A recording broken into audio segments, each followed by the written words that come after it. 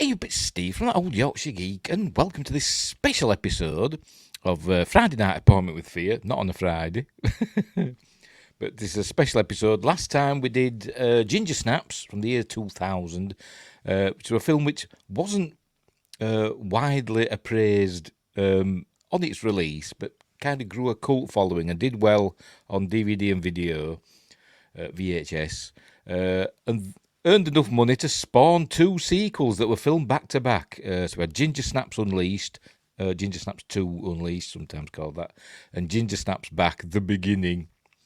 Which are two very different films, but we're going to look at those tonight. So we're having a double feature, yay!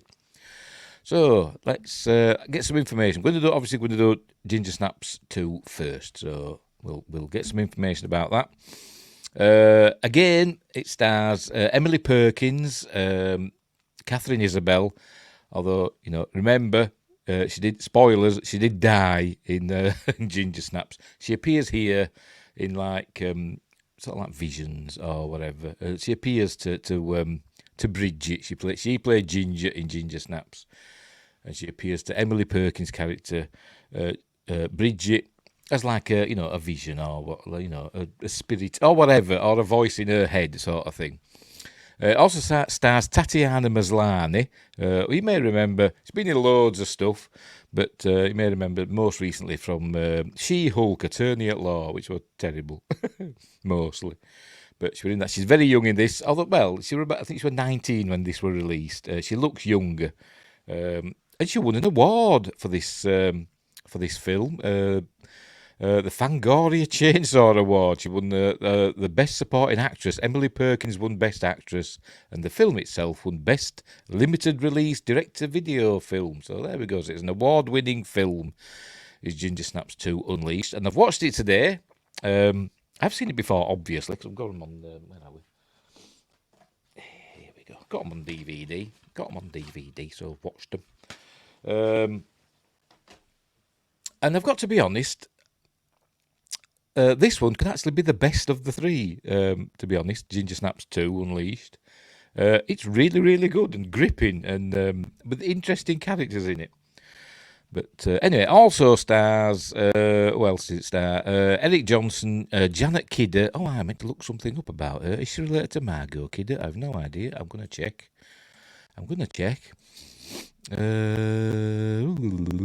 It doesn't. Oh, hang on. She's the niece of Margot Kidder, Lois Lane from the Superman films, etc. She's the niece of Margot Kidder. She also appeared in Star Trek Discovery as the role of Osira.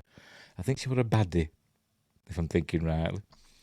But anyway, right, so there we go. So that's Janet Kidder. Who else is in it? And Brendan Fletcher, briefly. Brendan Fletcher appears in both of these films. And spoilers, meets a sticky end in both of them.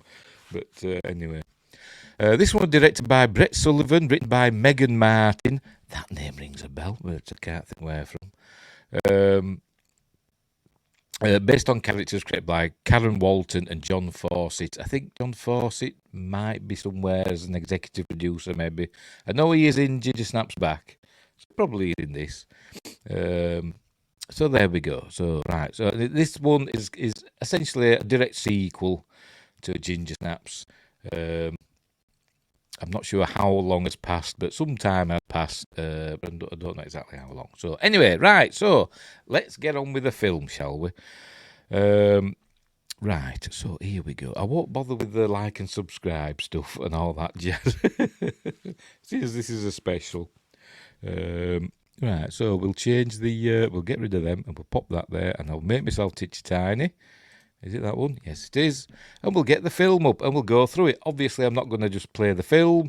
We'll watch it in a series of stills because I'll get into trouble, particularly on YouTube. This will appear on YouTube eventually. It's going to be a Patreon exclusive, but it will appear on YouTube eventually. Right, so here we go. There we go. Lionsgate. There we go. Lionsgate pops up. They always have cool intros, don't they, Lionsgate? Right, Ginger Snaps. There we go. Straight into the title. Ginger Snaps Unleashed. I've always called it Ginger Snaps Unleashed, but in all the marketing it says Ginger Snaps 2 Unleashed, but I always just said Ginger Snaps Unleashed. Right, so we're off. Right, we're beginning. We're hearing the voice of Ginger Fitzgerald. There you go, saying out by 16 or dead in the scene. There were sisters. Ginger was the elder one at 16 years old. Bridget was the younger one at 15. I think actually Ginger was just under 16. So they were both 15, but opposite ends of the year. Ginger being the elder one. But as I said in Ginger Snaps, Emily Perkins actually 4 years older than Katherine Isabelle. I think she was 23 when she made Ginger Snaps, so even older now when she did this. Right, so anyway, they'd made a pact. They weren't goths, but they were kind of, they had dark sensibilities, did these two sisters, and they used to enjoy doing death photography, creating death scenes, gruesome, gory death scenes, like horror photography. They used to do that, and they were known at school as the Fritz, I forgot what they called them now, Fritzensteins or something they called, Fitzgeraldensteins or whatever, called them that. The school, not schoolmates, but anyway, whatever. Right, so, and they'd made a pact that if they didn't get out of the town, set in the town of Bailey Downs in Canada somewhere, Ontario, I think, set in the town of Bailey Downs, which is the same town that we see in A Christmas Horror Story. And maybe we see the precursor to that town in Ginger Snaps Back. But anyway, we'll get to there. Right, so here we're seeing Bridget shaving herself. We saw Ginger shaving herself, cause it gets hairy because she's turning into a werewolf. At the end of the first film, Bridget cut her hand and basically infected herself with Ginger's blood. So she's now infected with the werewolf, or lycanthrope, curse. So she's slowly turning into a werewolf. In these films, it's not a case of when the full moon is full, they'll turn into a werewolf, and then and then turn back into a human. It doesn't work like that. Once you're infected, you slowly start turning into a werewolf. And then once you're a werewolf, once you're full wolf form, that's it. You stay like that forever. So that's what's happening here. In Ginger Snaps, one of the first signs was one of the first physical signs. You start growing a tail. Ginger started growing a tail. In this one, they don't mention that. In this one, one of the first physical signs is Bridget's ears start getting pointy. So she goes all Vulcan, like Mr. Spock. But anyway. Right, so let's get past the credits. We see that she's Bridget is cutting herself. Doing it's not technically it's not self-harm. It's experiments, and she's cutting herself to see how quickly she heals. Because as the curse overtakes her, she heals more quickly. So that's what she's doing there. Even though it looks gruesome. But me, and we see that she's taking the monk's hood plant, which is related to wolf's bane, and she's making like a serum that she's injecting into herself, and we learn that doesn't actually cure her. It just slows down the transformation. That's what we learn. So there she is injecting herself. Right. Then we, after the credits, we're in a library now, and we see Bridget. She's looking for books. See which books she picks. It shows us. But where are we? Here we go. We go down the line, and then we see a bright red book on bloodletting, but she doesn't actually pick that one. She picks the one next to it, which is Diseases of the Blood. I wonder if that's by Van Helsing. We saw that in Bram Stoker's Dracula, didn't we? Diseases of the Blood. But anyway, she picks that one, Diseases of the Blood. She does get bloodletting as well. She's in there. It's just a regular library. She's in there picking books. And then we see Brendan Fletcher. He introduces himself to, well, he doesn't introduce himself, he just starts talking to her and teasing her a little bit. I think he likes her. She goes in regularly to this library and gets books out, and I think he likes her, so he's kind of flirting a little bit with her. But she's not interested. Anyway, he's the librarian, so she goes to sign the books out. Oh, by the way, we see that she's got this this necklace on here that's got it's like a bird's skull, hasn't it? We see that again in the third film. To be honest, I don't know if they were in the first one. I never noticed. But anyway. Right, so she's there to sign the books out of the library, and then we learn that she's got lots of overdue books, so she owes them money, and she just walks out.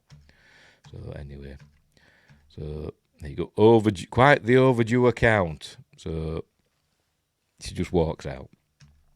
Right, as she's heading, I think she's staying in a motel. She's on the run, essentially. We don't learn what happened with the family, or what happened in the first film. Remember in the first film, she basically killed her sister, but her sister was a werewolf at the time. I mean, she stabbed her with a knife, and she didn't turn back into Katherine Isabelle at the end, so I'm guessing they just think it's some animal. We don't know what's happened. Some weird animal that she's killed. We don't know what happened with her mother. Her mother were going to... But in the first film, there was an accident in the house, and a young girl, young woman, called... I've forgotten, dies. She bangs her head and dies. And instead of doing the right thing and phoning the police and saying it was an accident, they bury her in the garden. And the mother, played by Mimi Rogers, finds this body. And instead of going to the authorities or whatever, she's going to gather her daughters up and skip town. But we don't learn what happened with that. So I don't know what's happened to the parents or whatever, but she's on the run. But not on the run enough to not go into the library and use a real name. But anyway, right, so she's walking back to where she lives. She's living at the moment. And as she goes down this, she looks down this alley, and we hear her growling. So there you go, there's something down there that's growling. Then we get a point of view. So something's following her. It never tells us what it is. Well, it does. It's a werewolf that's following her. And we learn that it wants to mate with her. Apparently, that's what she says. I don't know which werewolf this is. Is it? I forgot his bloody name now. The first one. I'm gonna have to look it up. I do apologise. Hang on, let me check. Ginger Snaps. Let me look. I forgot his bloody name now. It's not Jake or something like that. I can't remember. Hey, what are you going to that for? Just bear with me. I'm recording this as live. What the heck?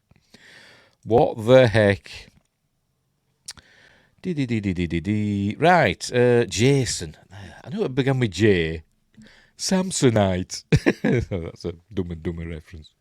So I don't know if it's supposed to be Jason, because if you remember in Ginger Snaps, Jason was turned by Ginger. He started turning into a werewolf, but Bridget injected him with the monk's hood stuff, and he just wandered off. Says, "I've got to get back to school," or something like that, and we never saw him again. But now we're learning this, that it doesn't cure you, it just slows down the transformation. So has he turned into a werewolf and is now following her? Or is it a different werewolf? I have no idea. It doesn't tell us. So anyway, right, back to the film. Right, she goes back. It's like a motel she's stopping in. Then she's checking her scars. She's keeping a log of what she's taking of the drug. That's not really a drug, is it? But we learn it's a poison. And the amount she's taking would really harm a regular person. So it's showing how tough she is as a werewolf. This is Ginger's voice telling her that it's not a cure, it just slows the transformation, but she takes some more, and she's actually overdosing herself now. So there she's lying on the bed, biting on a toothbrush. But here's Katherine Isabelle as Ginger. Obviously in her head, because she's dead. But anyway, then I think she's going to leave. That's it. I think she's going. There's a knock on the door. Whatever. Right, yeah. She's going to leave. Oh, that's it. Yeah, that's it. She says because she's healing quicker or more quickly, that it means he's closer. I don't know how that works, but that's so. Ginger's telling her, we've got to keep moving. So she's about to leave, and then she opens the door, and the librarian lad is there. Does he have a name? I don't know. Let's check. Does it say? It's called Jeremy. It's Brendan Fletcher. He appears at the door, and he said, he says to her, it's against policy, but he brought the books that she wanted to get out, because I told you he liked her, and he brought the books, but then she faints, essentially. She has a, she goes all woozing. He says, oh, you're not well. So he's going to get her to hospital. So he gets her in his car. But as he doing that, the werewolf bursts through the window and grabs hold of Jeremy and basically drags him out. And we get a glimpse of the werewolf there. By the way, the werewolf effects in both of these new films were done by KNB, the famous makeup effects company. And the decent werewolf effects. But the werewolf effects in the first film were pretty good as well. But they're all right in this one. But they're different. The werewolves don't look the same as the one in the first one. But anyway, never mind. There we go. Splatter of blood. So she gets out, and runs for it. I think essentially she just collapses in the snow, Canada, and that's it. We fade to white, and then we hear Ginger's voice again, and she wakes up, and she's in a hospital. I think Ginger says something like "Wake up, sleepyhead" or something like that. And she's in a hospital or clinic or somewhere. It turns out it's a clinic. So she's been found in the street and brought there. They think she's a drug addict. And then this is where we're introduced to, I think we see her somewhere. Is she there? Let's go back again. Oh, there she is. In the distance there, we hear that's Tatiana Maslany's voice. She plays a character called Ghost. That's obviously a nickname. Does she have actually a proper name? No, it just says Ghost. Never mind. Right. Obviously, that's not a real name. She speaks in the third person, as though she's reading a comic book. She's into comic books, is Ghost. And so she speaks like she collected their secrets like weapons. That's how she's thinking when she sees people, and how she's describing them in her head. And we see her there. There she is. That's Tatiana Maslany. This is Ghost's grandmother, and she was burnt in a fire, and I won't tell you how yet. But she burnt in a fire, and Ghost were living with her at the time. But now they're both here. I don't know why isn't she in the hospital? I don't know. This is a clinic for addicts and stuff like that. She should be in hospital essentially, but never mind. Anyway, then we're introduced to Alice. There she is, who runs the clinic, and she's saying, you were found in the street, you brought here, because it's a clinic for addicts and stuff like that. Then she's getting flashbacks. She's saying, what happened to Jeremy? But apparently he was never found. So I don't know what's happened to Jeremy. Did the creature just drag him off? I don't know. But you'd think there'd be some evidence, wouldn't you? There'd be blood everywhere. But she said, I had his blood on me. And she's told that the only blood on her was her own blood. So anyway, whatever. There you go. His blood was on my face. He said the only blood on you was your own blood from your cuts that's on you. But so I don't know. Is there some sort of cover up or conspiracy going on? I have no idea. But she keeps having these images flash in her head. But anyway, Anyway, right. So they take a blood sample. They see all the marks. They think she's been hurting herself and also taking drugs because of these, puncture marks. But anyway, she decides she's see some of the other patients, and there you go. That's where we learn about that. Barbara, his ghost grandmother, and they're keeping Ghost there until they can find a foster home for her. Because I think she's supposed to be quite young. I don't know how old she's supposed to be. I say Tatiana Maslany was 19 when the film came out, so she's probably 18 when they filmed it. But she looks younger, doesn't she? She looks to be about, I don't know, 12, 13, maybe 14.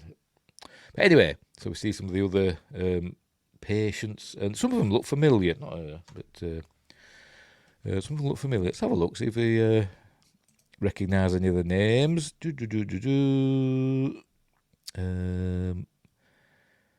No. They might be familiar to you. You might know who they are, but you know what I'm like. You know what I'm like. Anyway, right, so never mind that. This is, I forgot her name already. Is it Janet Kidder? I can't bloody remember. Yes, Janet Kidder. I say she actually looks like her aunt, doesn't she? She's got that Kidder look to her. But anyway, Bridget runs for it. She makes a run for it. She wants to escape. So off she goes, and the male nurses head after her. She heads up to the roof, I suppose, but she can't get out. So she gives herself up. So she's in a room. Oh, she's told that her clothes are being cleaned and they'll be returned to her, but she's got to make do with the clothes that they've given her. Then she's in her first session. This character's just going on about her writing and all that, blah blah blah. This is where we meet all the some of the other inmates. I suppose you could call them that, patients really. But most of them are not very nice people, including them too. So anyway, they said to her, what have you got to say about yourself, Bridget? And then she talks about basically changing into a werewolf and liking craving the taste of blood and stuff like that. So she writes, the nurse or whatever, the counsellor writes lesbian. There you go. What was that got to do with it? Why is describing turning into a werewolf mean you're a lesbian? I have no idea. But anyway.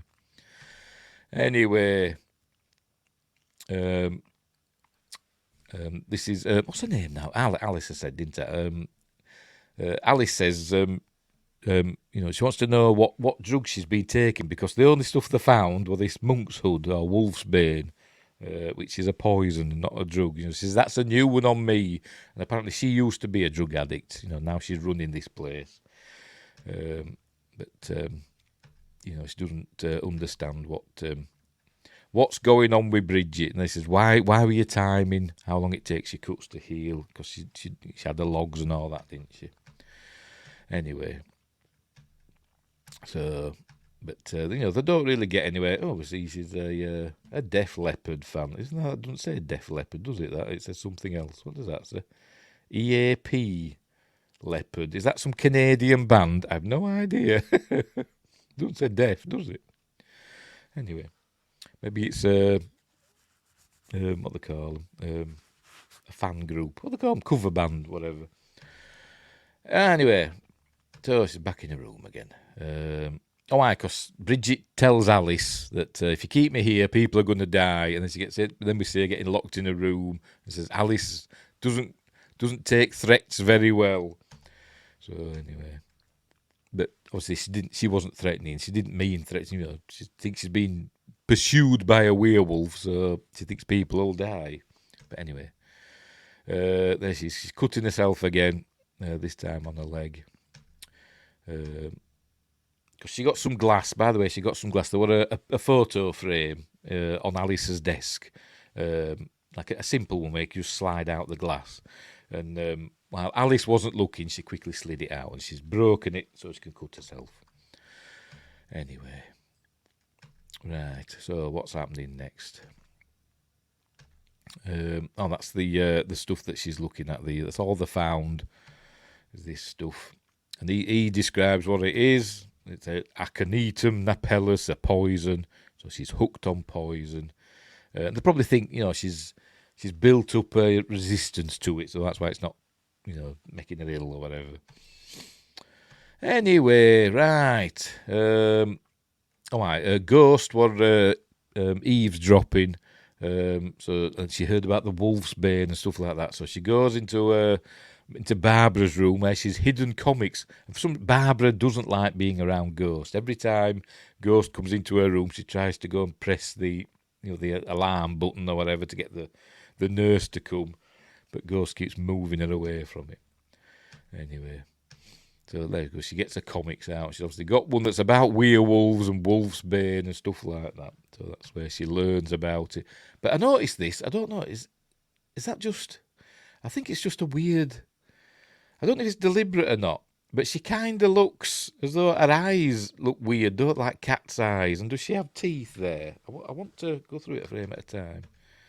I thought when I watched it, I thought, did I see what I saw then? And I wasn't sure.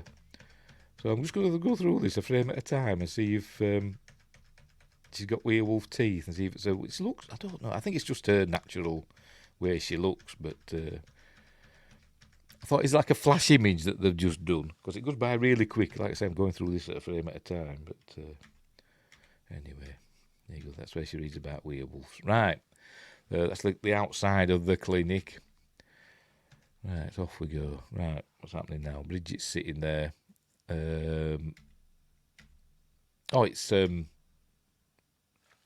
She's sitting there, and the one of the nurses, whose name I've forgotten. You know what I'm like? I'm bloody hopeless. I think it's Luke. No, it's Tyler. I'm wrong. It's Tyler. I don't know who Luke is. This is Tyler. He's one of the nurses, and the look of him, you think, he's a good old wholesome boy, but he's not. He's not. He's a bad one. Anyway, so he's sitting in. He's got in her room, and he's got hold of the monk's hood. Is that what it's called? Something like that. He's got hold of some of that, and so he's willing to give her some, in return for something else. So she tells him to go get out. By the way, we see being watched a POV from the what they call vents. So it's probably Ghost watching again, because we learn that Ghost moves about in the vents. Anyway, she tells him to go away. Right, so there you go. So off he goes. So she's not getting any. Not getting any tonight. Anyway, this is Ghost doing some of her collages. This is the dog. The clinic's dog. I don't know if it's like what they call it. Part of the what's the word now? It's part of the treatments to have a dog for the patients to enjoy, I suppose. Anyway, it's called Rocky, and she likes feeding him. Then he's got a kennel outside. Obviously, something's going to happen to Rocky. Anyway, right, so in the recreation room, and they're throwing, there we go, I think this is Beth Ann, I think she's called. Yes, Beth Ann, played by Pascal Hutton. That name rings a bell. She looks familiar. I've seen her in something. What have I seen her in? Let's have a look. What's she been in? It looks like this was her first film, according to Wikipedia. What's she been in? What have I seen her in? She's in the 2005 Fantastic Four. Is that Fan-4-Stick? Extended version only. What else? Has she been on TV? Oh, yes, she's been in... Oh, right. Oh, yes. Of course. Yes, I remember now. And I watched it not long ago. She was Stargate Atlantis. She played a character like just in one episode. She played a character in that. Yes, I do remember that. And I watched that episode not long ago, in the episode Aurora. She's played the first officer of the Aurora, a spaceship. So there we go. I knew her from somewhere. Anyway, right, so that's her, by the way. She's throwing pennies at Ghost because she's a bully, and she's throwing pennies, saying it's an old tradition to throw pennies at the village idiot or something like that. And obviously, Ghost getting upset, but she's not reacting. But she's squeezing her glue harder and harder. There you go, she's horrible. And then she stands up and she's blocking the view for Bridget. She can't see the TV. So Bridget grabs hold of Beth Ann and says, there you go, would you like me to throw you at her head? So she's shown her dominance of the rec room, but then she walks out. But Ghost follows her. Basically, she wants to be her friend as Ghost, because Ghost's taken with Bridget, but Bridget doesn't want anything to do with her yet. Pardon me. And then we see her checking on her leg. There you go. This is Ginger's voice again. The faster you heal, the closer he gets B. Is it Jason, or is it just another werewolf? I'm going to say it's Jason that's followed her to wherever they are. I don't know where they are. I'm guessing they're far away from Bailey Downs at this point, but still in Canada, because it's a big place. Anyway, right, what's happening now? There's Ghost with Barbara. See, Barbara's terrified of Ghost. We'll learn why later. She's reading the comics again. There's Bridget looking at her scrapbook, photos of her and Ginger. I think it's her and Ginger, isn't it? Is it? Actually, I don't know who it is. Yes, it is. Yes, that's her and Ginger, isn't it? Right, somebody's put something under. Oh, it's Ghost has slid the comic book under the door. Big gap under that door, isn't there? Is there always big gaps under doors in Canadian institutions? I don't know. There you go. She's showing her that she knows that she's a werewolf. Anyway, right. So she's handing out the meals now. Is Ghost. She's on lunch duty, and she's telling her that she wants to help. She wants to be her friend and all that. And she's asking her questions about it. Do you turn at the full moon? She says, obviously no, I don't. But anyway. There you go. She's telling her to get out. And we see that something started happening with her ear. There you go. Hang on, let's have a look. She looks and we see Bridget's ears start to turn pointy. You can't really make it out there, can you? But we do see it later. Maybe you can see a bit of it. Her ears, one of her ears has started to go, pointy. So she covers it up.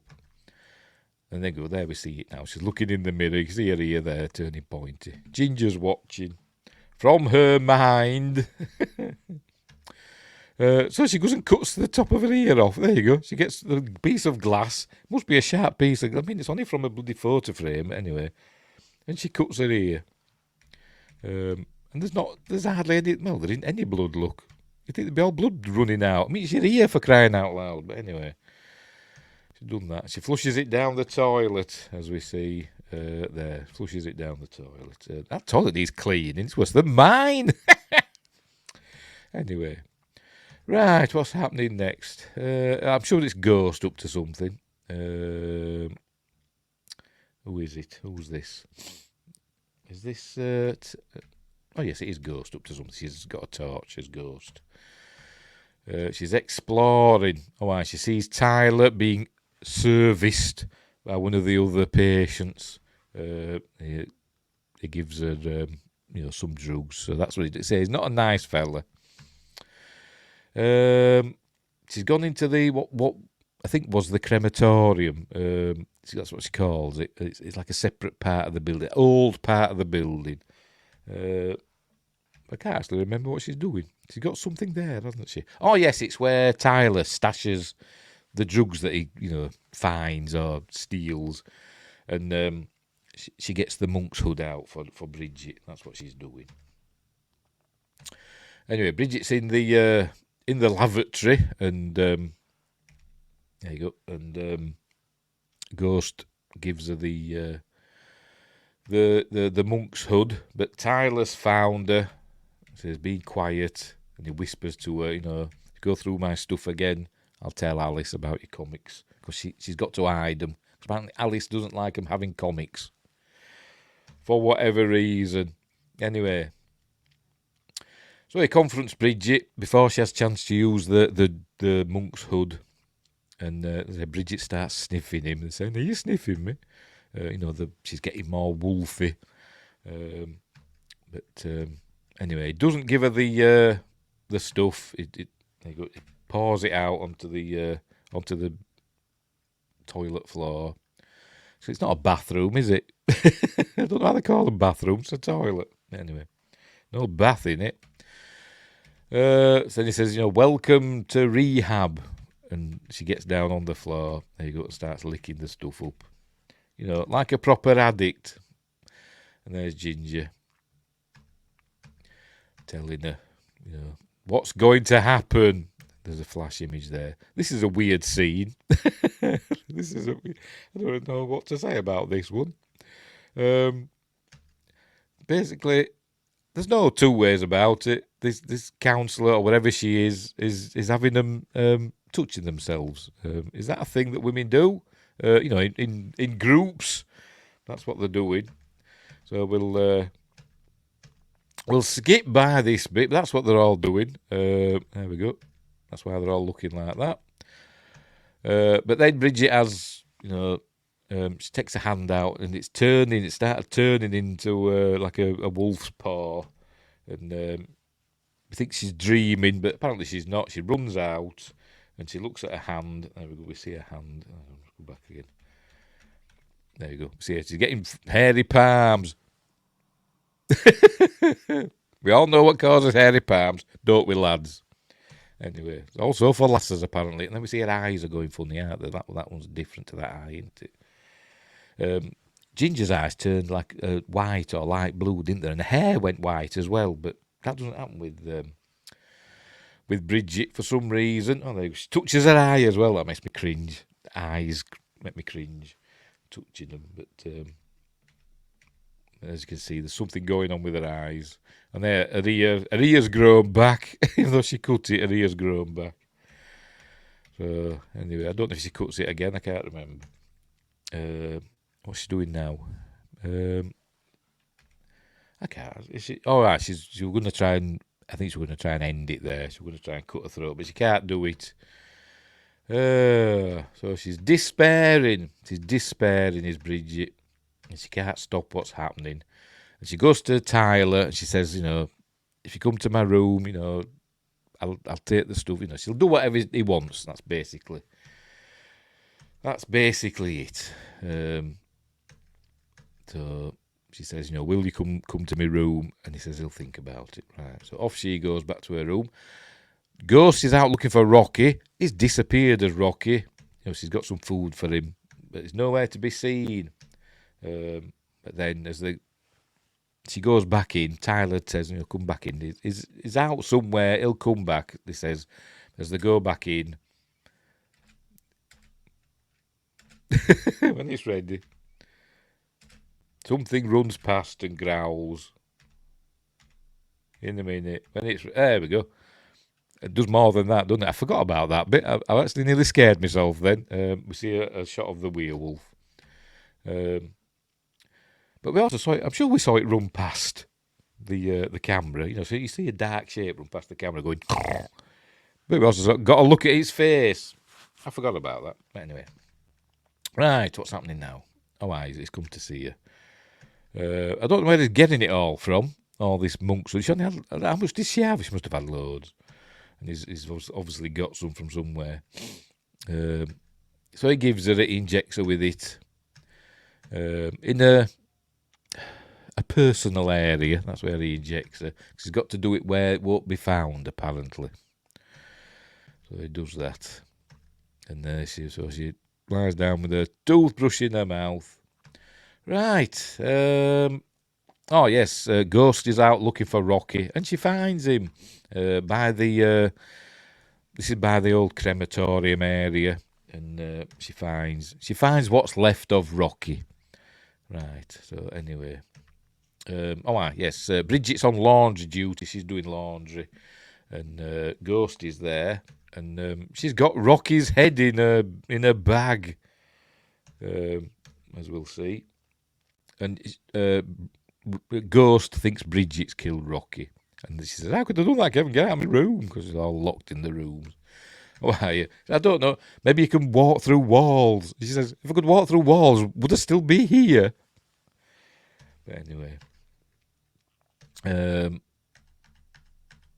So it does show us his head. There it is, look. Poor dog's head in a blanket or towel or whatever it is. But she's obviously not all there, is she? His ghost. She's just fine walking about with a dog's head in a sheet or a blanket or whatever it is. Anyway, she says she knows a way how to get out of there using the vents, because she wants to leave. Does Bridget, obviously, but she says she can show her, but she has to go with her. Right, so Bridget's having a bath run. There go the nurse. They're running the bath for Bridget. Bridget leaves the water running. The sound covers her escape because she's getting out through the vent. And we see that there's obviously Ghost has left a flashlight / torch there, so she's getting out through the vent. Is that a thing in real life? I don't know. Can you actually escape through vents? She thinks she's Bruce Willis in Die Hard. But anyway, what's she looking at there? She's looking at she's Pete's sake. Oh, is that Beth Ann, I think? Or is it one of the others? I don't know. That's the other one that does writing in it, I think. Or is it Beth Ann? I don't know. But she's seeing the other patients as she's going. There's Barbara being checked on. Barbara sees her. That'd be scary. That'd frighten me to death. Anyway, she's following. Ghost has left directions. So, anyway, so out she comes in some sort of boiler room area or whatever. It's supposed to be the crematorium. What was the crematorium, but it's unused now. Right, so there you go. She's picked up a length of pipe, and Beth Ann's there with Tyler. He's up to no good again, and must have given her some drugs. So she's obviously done a task for him. She encounters Beth Ann in a minute. Ghost there waiting for Bridget. And there Beth Ann finds Bridget. And then she says, Beth Ann sees something. She says, when you're stoned, do you often see things? But the werewolf's down there and it gets her. There you go. Do you ever see things when you're stoned? And the werewolf gets her. And we hear it, there you go. It drags her off. So I was thinking, this is going to get blamed on Bridget, but no, it don't. Ghost arrives and Bridget says it's just killed Beth Ann. Anyway, so they end up getting chased by the werewolf. So they've got to go running out in a minute. There you go. They find Beth Ann. And Ghost says she needs some coins for the ferryman. You put coins on people's eyes. So she starts doing that. But then Beth Ann looks at her and she goes, ah! But I think she might have imagined. She's supposed to have imagined that. It shows us looking at her.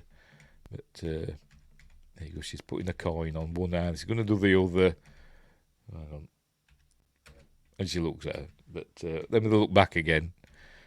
Her eyes back to norm. So I think she's supposed to have imagined it. Right, so anyway, there you go. They're being chased by the werewolf. The werewolf appears, starts chasing them down the corridor. But luckily she's got that length of pipe, look. So she locks that door. But it doesn't stop the werewolf for long. Now they're in the crematorium area, I think, with the ovens and stuff. But there's a door there that they can get out through. But it grabs hold of Bridget and drags her back. And this is not a famous scene. If you search for this on YouTube, this film, and look in images, you'll see this scene. I actually drew a picture. I actually drew this scene. But anyway, we see that her leg is all dislocated. Look, pardon me. It's all dislocated at her ankle and her knee and everything. It's all the wrong way. But she just basically just puts them back to normal. She just goes, puts them back to normal. So werewolves are tough, and people turning into werewolves are tough. Oh, she's got something stuck in her as well, a piece of tile or something, or glass. Right, so anyway, there the werewolf basically pins her down. It's just having a sniff of her. It doesn't kill her, because remember, it wants to mate with her. That's what she says. And maybe Ghost is coming back. She's trying to just to distract the beast, and which she does, and gives them a chance to escape. And they do this time. Oh, she must be like a petrol can or something. She's a bit of a pyromaniac. That's a clue as to what happened to Grandma, his ghost, and she sets a fire. And she says, "Is it dead? Will it burn?" And obviously it doesn't. Anyway, they get in this car. There's a car there, and apparently that's one owned by the clinic, and keys were under the sun visor. Is that another thing that just happens in films? But anyway, there you go, she asks there, "Do you think it's dead? Just go." So they drive off, and we see the bath overflowing. So they know that they've escaped. You know, the nurse goes and checks. But anyway, they've driven away from the clinic. This is where Bridget tells Ghost all about Ginger, and she's saying that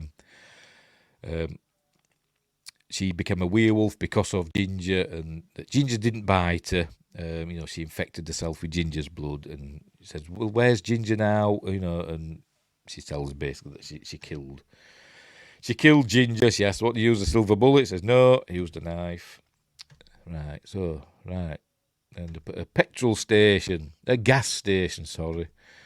The restroom's out of order, so she goes in and meets this chap, who we think, is he a bit dodgy? Well, obviously he's not. It just seems it, but he comes to a sticky end later as well. But it's not really there for much. But anyway, he's just a mechanic. There we see her eyes are changing look still. But anyway, right, she's back in the car. Right, so they head out to they've gone back to Barbara's house. This is where Barbara and Ghost used to live. I can't remember what happened to Ghost's parents, but she ended up living with her grandma. It might tell us here, we might have forgotten. But it seems abandoned, does the house. It's got like police tape and stuff around it. Because what happened was, Barbara was burned in a fire, and instead of calling for help, Ghost just looked after her. And apparently for 43 days she looked after her until the police arrived. Somebody must have reported something or whatever, and the police turned up and saw what was going on, and so Barbara ended up in the clinic with Ghost. And obviously the house had just been locked up. And it seems to be like kind of in the middle of nowhere, in the woods. It's got a generator and stuff. It's not connected to the mains or whatever they have in Canada. It's got a generator. So anyway, right. So they're stopping there for a while. She's got some monk's hood or whatever the hell they call it. So Ghost is all excited. There we learn that Barbara were a curling champion, which is relevant to the film that we'll see later. Obviously, curling, they use the big granite things, don't they, that slide down the ice. Ghost is down in the cellar, getting the lights on, starting up the generator, getting the lights on. This is why she's called Ghost, because she walks about being quiet or something like that, sneaking about. Barbara had this book called Behavioural Modification. When I was 7, it was all about subconscious messaging. She called me Ghost because she hates sudden noises, which I made a lot of. That's more like a poltergeist, isn't it, than a ghost? But anyway. And she says that Barbara got angry, if she just walked about. But I don't know if that's true or not. There you go.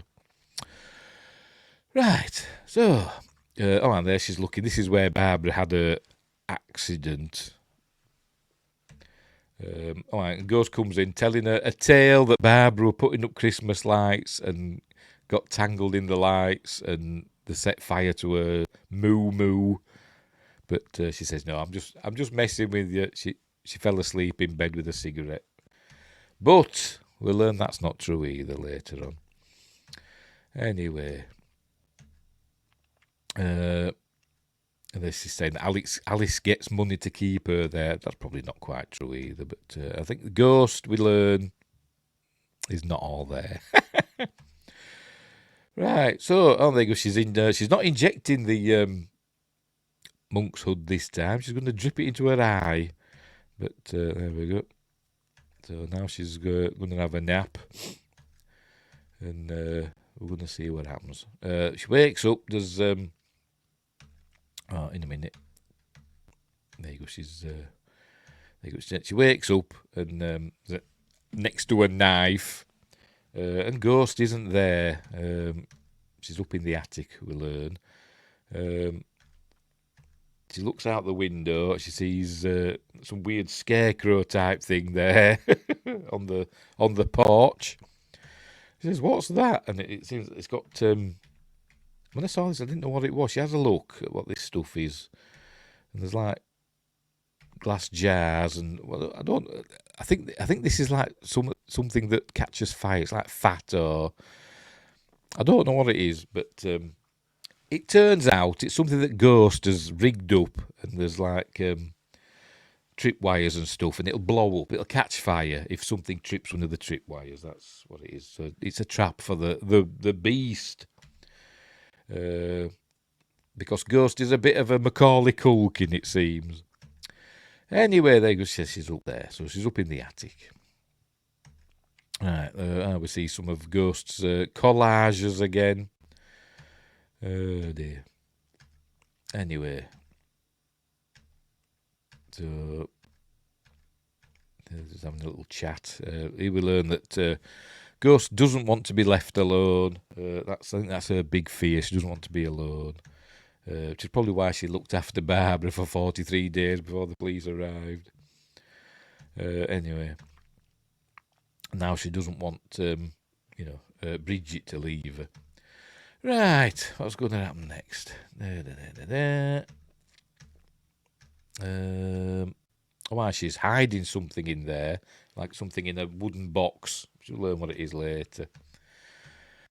And then she's changing. Don't know what she's doing there. Was that some sort of rasp? I don't know what it is, but she's all bleeding. She wasn't going to get it, but then there's a boom outside, and we see that she calls it polyester, this thing. Something set it off, and it turns out it's a deer. A deer has been hurt by it. And Bridget can't control herself, and she starts eating the raw deer. And then we look and we see that the deer's still alive. So she's disgusted in herself. And she puts the deer out of its misery. Anyway. So there she's saying she needs more monk's hood. So they head to the gas station, and they use the phone there, the public telephone. And she phones Tyler. She must have his personal number. Maybe he gave her it and I didn't realise. But anyway, she phones him up and she says, she wants her stuff, and she'll give him the car back and all that stuff. So he's going to meet him there, but he's taking his time. There you go. It's been an hour. Shouldn't he be here by now? Anyway, Bridget has to go to the bathroom or whatever. So she goes back in, and the mechanic's nowhere to be seen. He must be there 24/7, this mechanic. There you go. She looks down in the pit under this car, and you can see there's blood. Obviously the mechanic's dead. The werewolf has got him. So the werewolf's there. And when I first saw it, I thought, he's the werewolf, isn't he? But then I thought, I don't know, because that doesn't make sense. Because in this, once you turn into a werewolf, that's it. You don't turn back, do you? But never mind. And he gets into the car and makes Ghost jump. And then Bridget gets in. And they drive off. And he says, hey, my car's back there. Well, how were he going to get the clinic car back if he arrived in his own car? I thought he was arriving in a taxi or something, or on a bus. But anyway, I don't know. Or bring a friend. Anyway, they take him back to the house. And so she's going to take the stuff, the monk's hood. There you go. He does it for her because she's all shaking and that. And something goes wrong. Behave yourself. Oh, bloody cat. Every time she wants to go out. Bear with me.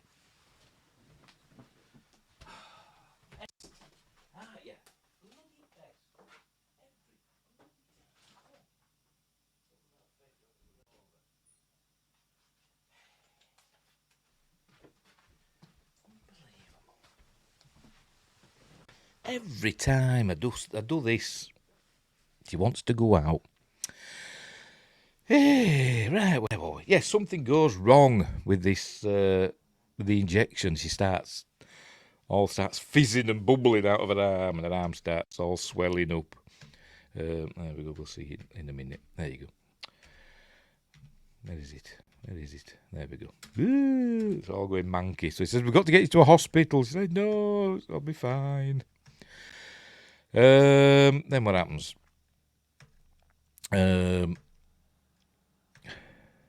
Oh yeah, Bridget starts. I think he picks Bridget up and he takes her into another room, and she's the transformations like accelerating now. We see all the backbone start to,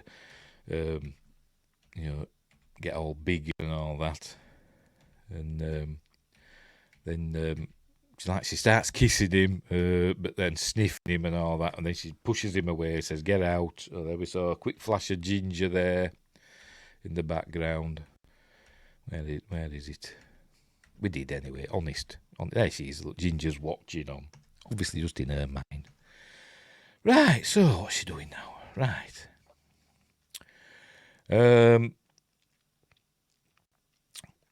Ghost is obviously jealous because she don't want to lose. She saw him start kissing and stuff like that, and she don't want to lose Bridget.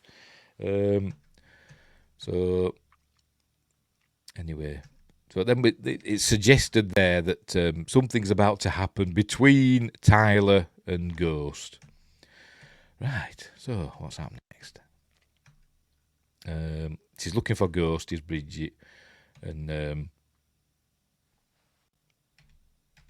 there you go. And Ghost is got all these bruises on her.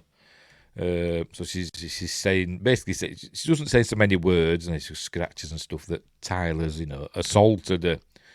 So she got to confront Tyler. Does Bridget. Says, what happened with Ghost? Or what happened? There's a ghost happened, and he's got scratches on his face. And I think she's got a knife in her hand. So it's just that she might be going to kill him. But then she says, she doesn't. She says, the generator needs more gas. Can you help me with that? She basically locks him out. He goes outside and she locks him out, and then he gets got by the werewolf. Because it's there, we can hear it. We've heard it as well, by the way. We've heard it howling and stuff in the woods, and he gets got by the werewolf. There it is, dragging him off and killing him to death, as werewolves do. And there's Bridget talking to Ginger again. Right, so what we got there?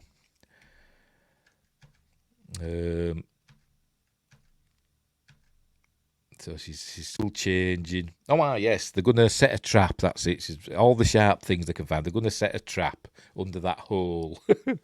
So they put all the. There you go. You saw it there. Look, they put all this stuff in there. They're gonna try and lure the monster, the beast, to this hole, and it'll fall through onto all the spiky stuff. That's what they're going to do. And she puts some fiery stuff as well underneath, some petrol or whatever it is. She said, how long will it burn? And she says it took Barbara 20-something minutes. I think she said that. 27 minutes. Barbara took about 27 minutes.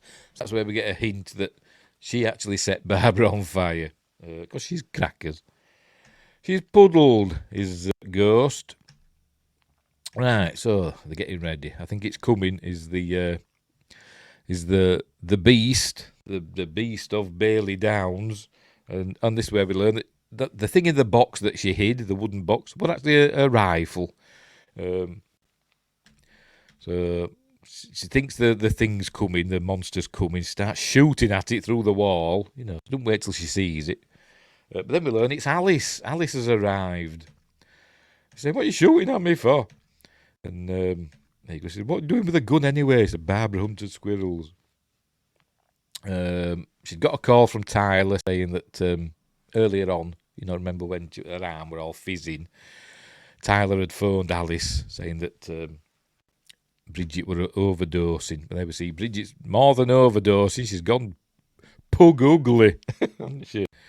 But this is where she realises that Barbara never smoked, because Ghost had said Barbara had set herself on fire because she fell asleep with a cigarette in her hand. There's this sign. Barbara never smoked, so this is where she realises that Ghost set fire to her because she's mental. Anyway.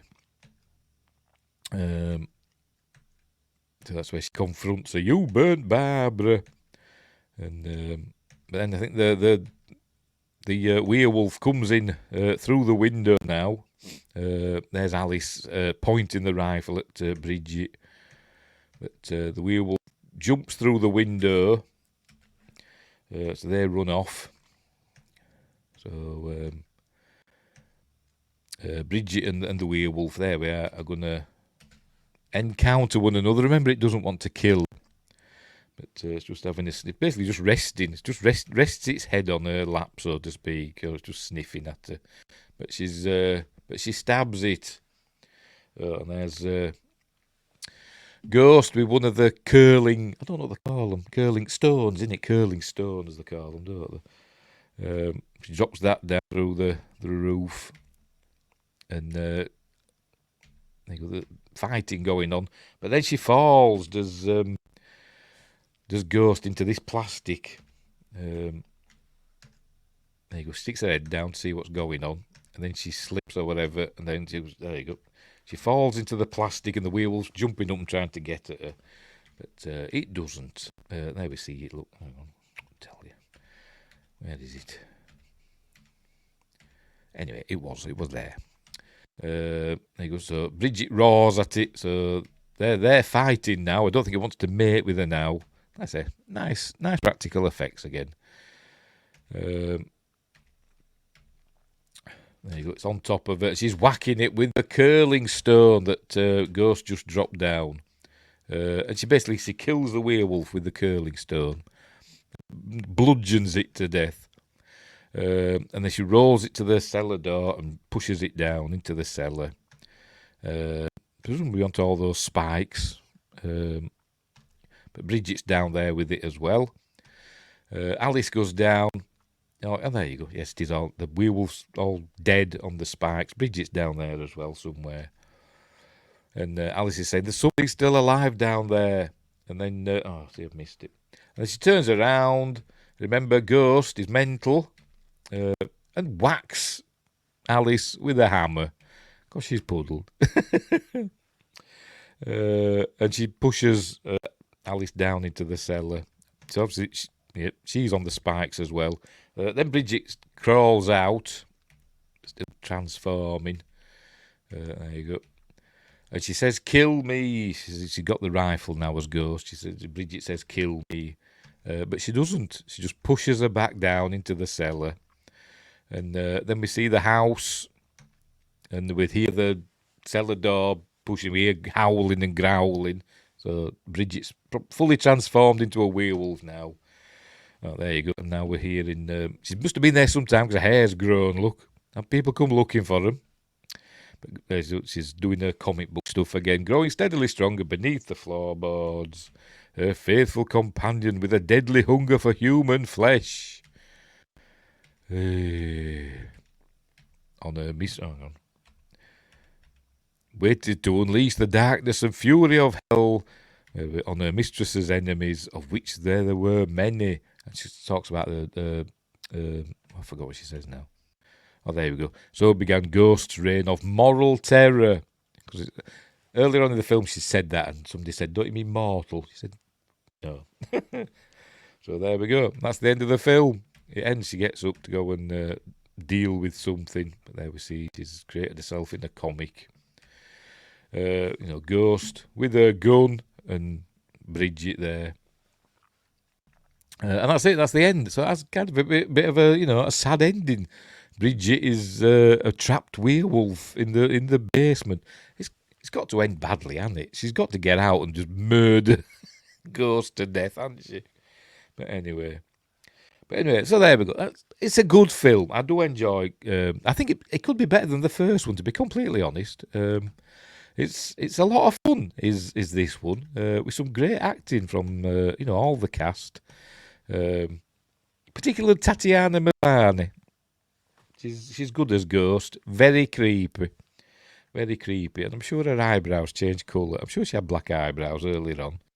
They've dyed them blonde at this point. But anyway, and Emily Perkins does well. I don't think she's wearing a wig this one. Or if it is, it's a better wig than the one that she wore in the first film. But anyway, there we go. So that's the end of Ginger Snaps 2. Ginger Snaps Unleashed. It's good. It's a good film. It's a good sequel. Although we don't learn what happened back in Bailey Downs, what the repercussions were, we don't know. But it's ended ambiguously.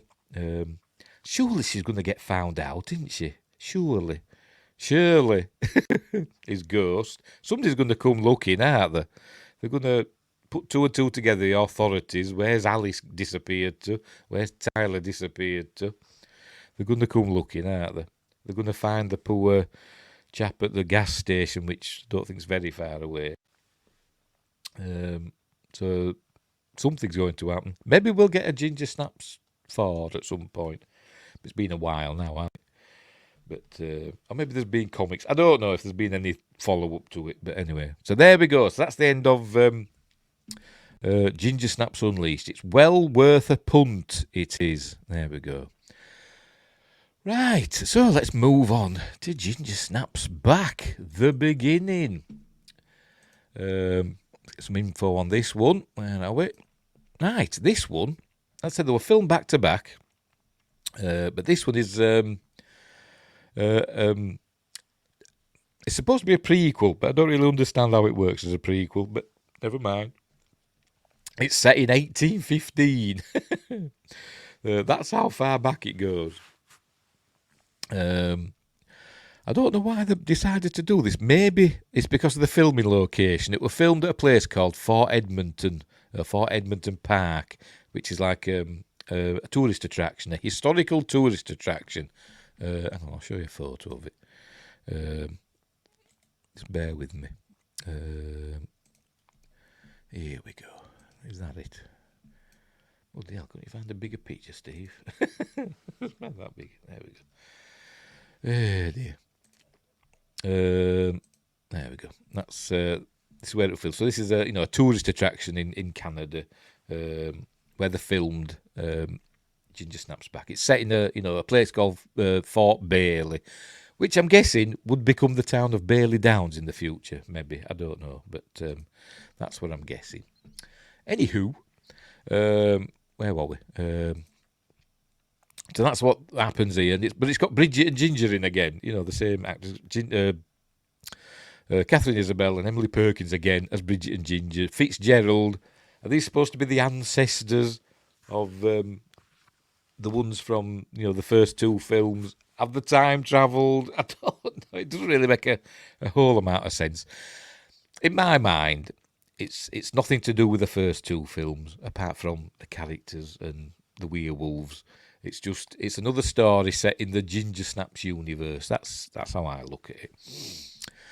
Anyway, right, so this one was directed by Grant Harvey, written by Stephen Massicott and Christina Ray, based on characters created by Karen Walton and John Fawcett again. Starring Katherine, Isabelle, Emily Perkins, and oh God, I've forgotten. J.R. Bourne, and many others. Oh, and what's his face is in it again? Brendan Fletcher appears in it again, and fares about as well in this as he did in the second one. But anyway, I don't know the budgets of these films, by the way. It doesn't say. Does it say on this one? The budget for Ginger Snaps 2 was $3.5 million. And I would imagine it'd be more for the third one. I mean, Ginger Snaps Back, because it's a much higher. I don't know. It's like, because it's a period piece, you'd think it'd cost more to set up and put on, wouldn't you? But there's no budget. Let's look it up. Let's look it up. See if it says. Ginger Snaps Back budget. It doesn't say it on Wikipedia, you see. Oh, $3.5 million. Same. So it had. I think that were less budget though. I think the budget for the first Ginger Snaps were like $4.5 million. I think. But anyway, right. So that's the info about it. Right. Let's get on with the film and. Oh, did it? Oh, I didn't mute it. There we go. And off we go. Right. I'll make myself titchy tiny again. There we go. Get the film up. Here we go. Good old Lionsgate. At it again. Right, so we're off. Ginger Snaps. There we go. In its push westward. Oh, for God's sake. There you go. The Northern Legion Trading Company established an outpost in the wilderness. Don't know where. In Bailey Downs, I suppose. It's called Fort Bailey. There it is. Each spring, 36 men from the fort travel to Hudson's Bay in York boats laden with animal pelts. Remember, this is 1815. And then what? The boatmen will return in the fall, autumn, with provisions to survive the harsh winter. Oh, and it's all quiet. I thought something had gone wrong with my telly because it was just total silence, and then it made me jump because it did that. It showed that. So there we go. So we know it's about werewolves. Right, Ginger Snaps Back, the beginning. Right, so off we go. This is the opening credits with showing. Drawings of basically what happens in the film. Spoilers. Werewolves attacking the fort. So, and we see the trees and stuff. And here we see the Fitzgerald sisters on a horse. There we go. This is Bridget talking. The Indians say the curse began in the time of the ancients. So is this? I don't know. Let's talk about the curse. Remember, in the first film in Ginger Snaps, when Ginger first had her first menstrual cycle, she says, "I have got the curse." So is it connected to that? And they're trying to suggest that Bridget and Ginger were werewolves anyway. They had the curse. Are they immortal, or has it just been passed down through the family line? And they were werewolves anyway, they didn't need to get bit? I've no idea. As I said, I think it's just a different story in the Ginger Snaps universe. They were passed, there you go. Was passed down through the blood of generations. So there you go. So they were werewolves to begin with. They didn't have to get bitten. Anyway. So here they are. They're going through the wilderness on horseback. And it's a bit ambiguous as to why they're there as well. Oh, you see there's leeches. Look, leeches are part of this story as well. I don't know if this one won any awards. But he should have done. K&B Effects did the effects again. Accolades. No, it didn't win any awards. It was nominated for Outstanding Achievement in Sound Editing at the DGC Craft Awards. But it didn't win. So, but the film before it won 3 awards. But this didn't win any. Anyway, never mind. Right. There we see leeches being used on people, because, it were the olden days. Right, so they're heading through the woods. What they say when they encounter, when they get to the fort, they say that they were heading. I can't remember where they said they were heading. They were trying to find some sort of way, either west or east. I can't remember which way. With their parents and Montgomery Fitzgerald, the father. But they were in a boat and it capsized. And she says parents died, but they managed to get out and they got this horse and they're trying to get to civilization or whatever.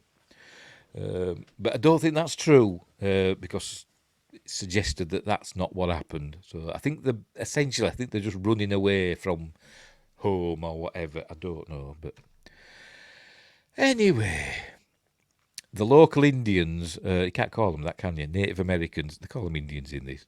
The local people, indigenous folk, they have a legend about the red and the black coming back and to do with the Wendigo and all that stuff. And they think the red and the black means Ginger and Bridget, one has Ginger has red hair, Bridget has black hair. And there you go, they've lost. They're lost in the wilderness. And for some reason the horse won't go any further, so she gets off the horse and leads it. I think if it didn't want to go with them on its back, it wouldn't want to go anyway, would you? But never mind. Anyway, they come across a camp. There you go.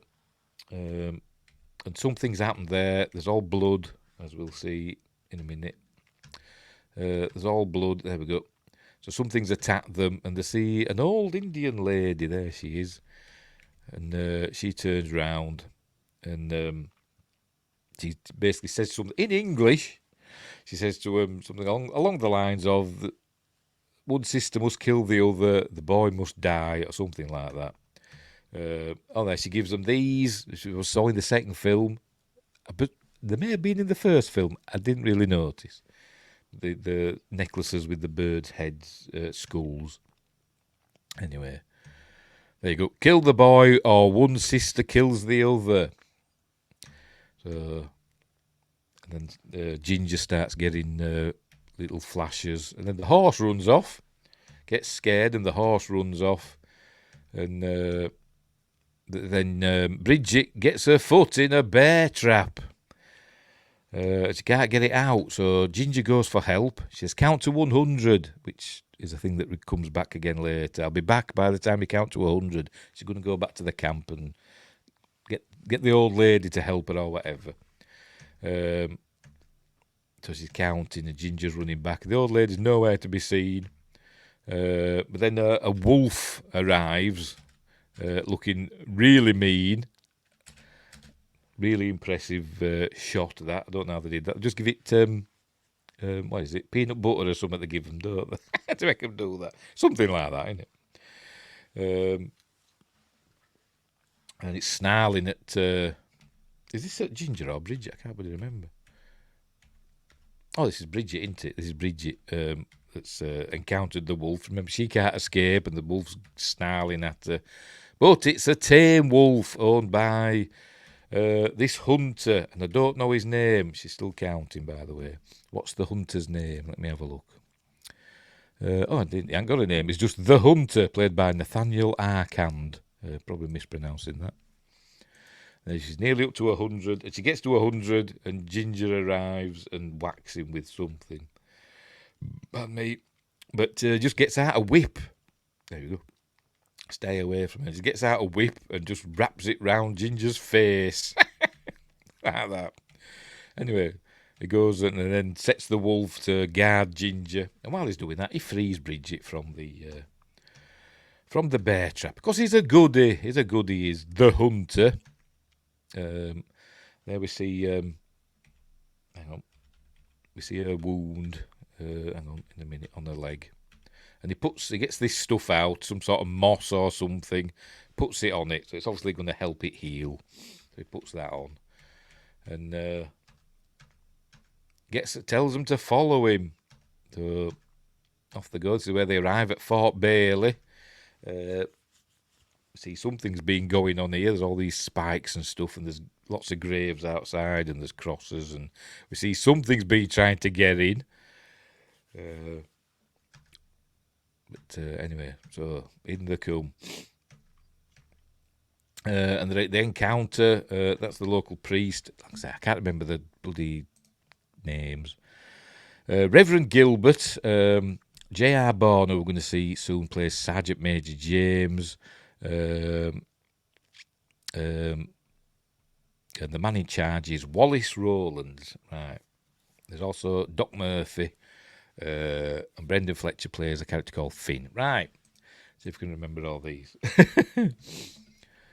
Anyway. That's... I forgot his name already. I bloody forgot his name already. Reverend Gilbert. Right. Bloody hopeless. That's Reverend Gilbert. He's not a nice man.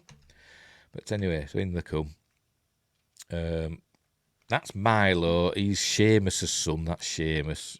Seamus obviously took an indigenous wife. I don't know what to call them. Anyway, in the come. And Sergeant Major James is not happy that they brought people in that they don't know. And he says to him, this chap, he says, you don't let people in that we don't know. But there you go. We don't ever open the gate for anyone we don't know. So anyway, he gives him a slap. Anyway, then Wallace, the man in charge, Wallace Rowlands, is that right? I can't remember. Arrives and takes charge because James is not a nice person either. Most of the people here aren't nice people, but there's a couple that are less not nice. They think Bridget's been bitten. They say she's been bitten, and they said no, she got stuck in a trap, and the hunter helped her out. So they're all saying, throw him out, and he says he won't do that because he's essentially he's a good person essentially. The hunter's a good person. He's a good person. The rest of them not quite so much. But there are some good ones. Like Seamus, there's a character called Seamus who's okay. Anyway, so they take him in, and they're good. See the doc. This is the doc. I've seen him in something as well. Matthew Walker. Has he been in Stargate? I think he has. I think he played Merlin in Stargate SG-1. Let's have a look. Yes, he did. I was right. Oh, tell you all these Stargate people, because it's a Canadian show. They're all Stargate people in it. Of course, Katherine Isabelle was in Stargate SG-1 as well. J.R. Bourne, who plays James, he'd been in Stargate SG-1, playing Martoof. And there's probably others as well that I've missed. But anyway.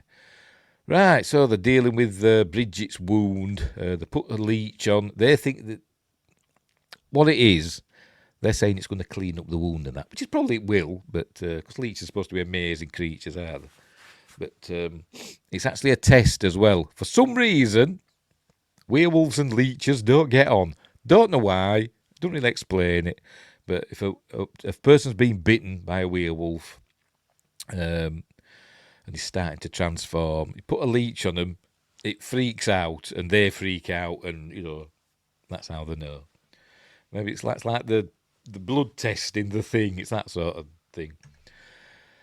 Anyway, so they do that, and so they know that, and as they're doing it, we saw that Doc Murphy cocked a rifle that were on the side, and he's got his sword or knife or whatever it is ready. But there's no reaction, so they know that she's fine.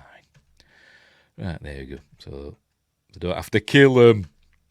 Anyway. Knocks her out. He says she needs to rest. So he gives her some, ether or whatever. So she rests. And he also has a sniff of it, then. So it must be some sort of addict. It's a doctor in it. They were all addicts, weren't they, back then? Anyway, it's where we learn that there's not many people left at this fort. They've been waiting for supplies, and they're 2 months overdue. But they're they're running out of supplies, and I think basically they're essentially just waiting to die. we learn that there's werewolves that the locals, the hunter and that calls them Wendigos, but essentially they are werewolves. As you can see there, because it's a film that place I showed you, Fort Hamilton. And they have these fires going all the time, presumably to ward off, the werewolves. Anyway, right, so, this is Brendan Fletcher as Finn. Or is it Flynn? Finn or Flynn? Can't remember. Finn. He seems okay, but yeah, he comes to a sticky end, as we'll see in a bit. Telling them the history of the fort, and they're supposed to be waiting for supplies for 2 months. There's still no sign. We learn later that they've been got. They've been got by the werewolves. Anyway, so they putting them in this room, which is the room of the son of Wallace. I thought his bloody name already. What am I like? Wallace Rowlands. I should know that because I know somebody called Rowlands. I used to work with somebody called Rowlands. The son of Wallace Rowlands, which and he died a few weeks ago or whatever, and his wife had died as well. And we learned that, the werewolves that got them as well. But spoilers, we learned that the son's not dead, and I forgot his name as well. It could be Owen, or it could be Jeffrey. I think it's Jeffrey. The son's called Jeffrey. Anyway, right, so they're staying in that room. They've got the key. It's a dead boy's room, the only one they've got. You'd think they'd have plenty of rooms, wouldn't you, if everybody's buggered off? But obviously not. Right. So, passage of time. I wonder what this flag is. I don't know. Is this an actual proper flag? Is this the flag of the local area? I don't know. As I say, I'm not big on provincial flags. But anyway. Let me know if you know. What's this? Oh, this is a musical box. They're sitting down to dinner. So here they come. Oh, they're giving her some of his of Wallace Rowland's wife's clothes. So they're getting ready to sit down for dinner. Saying grace. So they're getting stuck in. It doesn't look very appetising. It's some sort of stew. Probably really nice, to be honest. But anyway. But they tell them to enjoy it because it's not going to last because they're running out of supplies. Then the hunter comes in. He brings in a wolf skull. So he's killed one of the werewolves. But then James decides to have some fun because he's not a nice person. He's a baddie. If you recognise him, he was in Stargate. He's been in other stuff as well. Apparently, he was in Teen Wolf. Was it the series or the remake? The 2011 version. There's looking at the skull. It's a 7-footer. Is it going to show us it?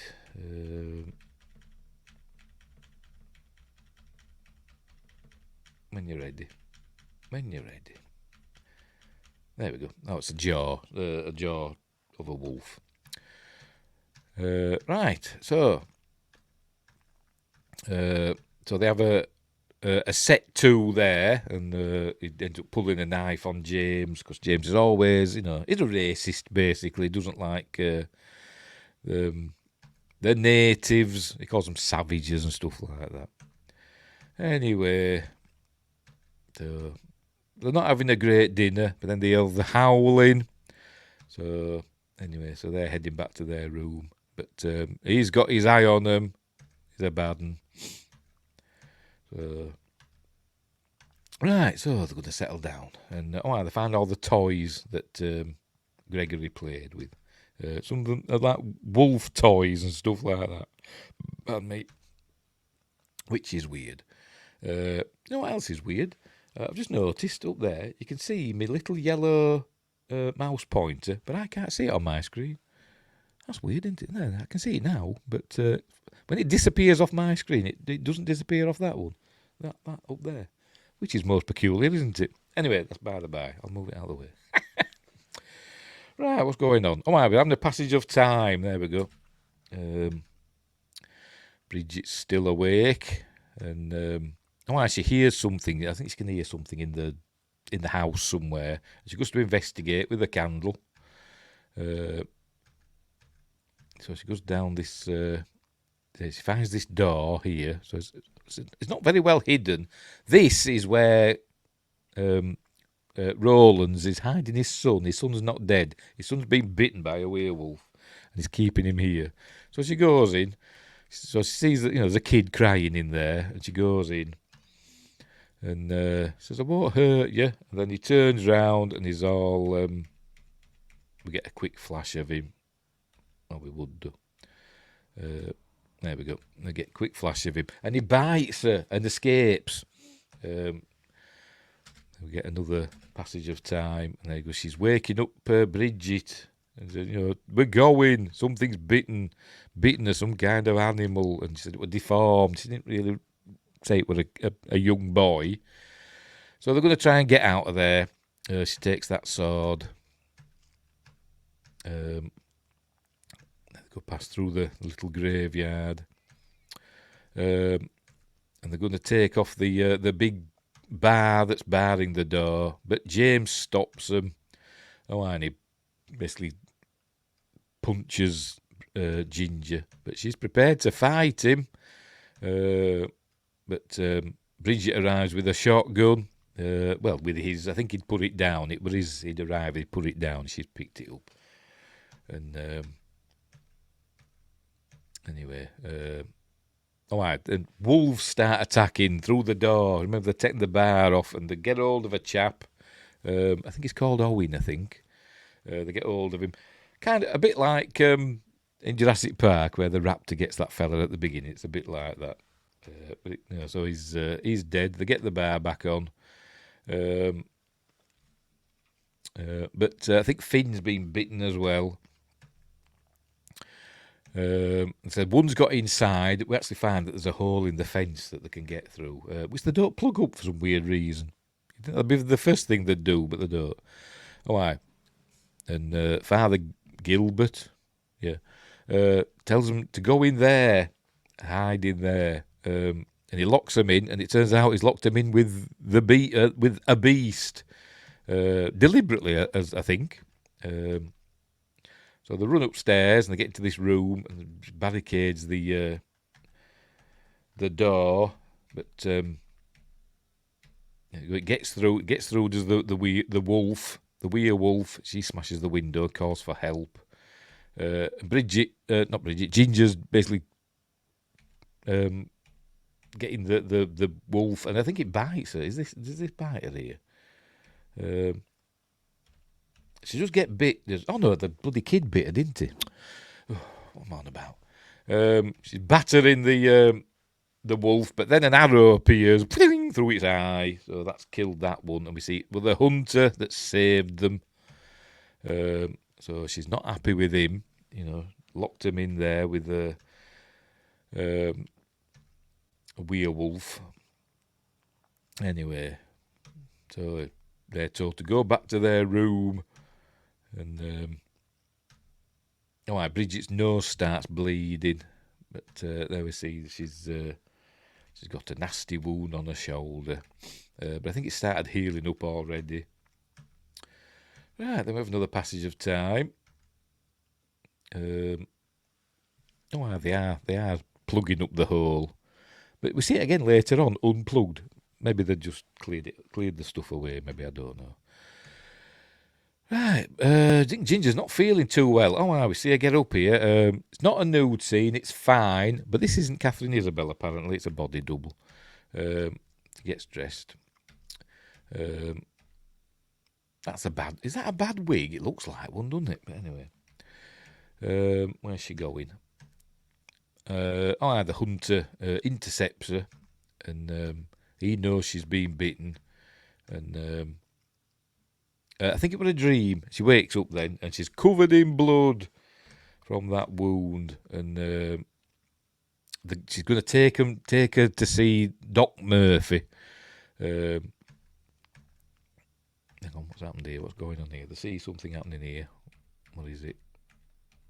Are they dragging? Yes, they're dragging a carcass of a werewolf that they've killed. There we go. We'll learn more about that shortly. Right, so they go in and they see Finn, and he's chopping up the leeches for some reason, and looking very suspicious. And then Doc Murphy comes in with a shotgun or rifle, whatever, and says, "What are you doing with my leeches?" So he says, "Well, put one of them, on you, an alive one." So he does, and this is where we learn that they put it on the chest, and it freaks out. There we go, screaming, ah! So he kills him.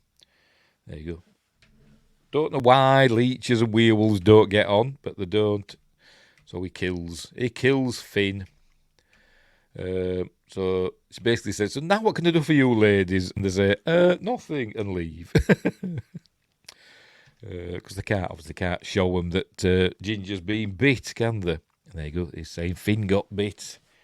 He's Doc Murphy. I put him down, and this is where we learn that this werewolf used to be the brother of one of the chaps in the fort. There we go. He's still got his tattoo. So that's where we learn that. There we go. That's his brother. That's Claude. So the werewolf was Jean Pierre, and we learn that Jean Pierre were one of the people that were supposed to come, with the supplies 2 months ago. So that's where we learn that they've obviously been got by the werewolves. So supplies aren't coming. Anyway, right. Yeah, they were supposed to return with provisions 2 months ago, so obviously they're not coming because they've all been got. Right. So what's going to happen next? Time for us to confess our sins, he says. But for some reason they're not leaving. He's saying we get the hell out of here. Oh, this is Seamus.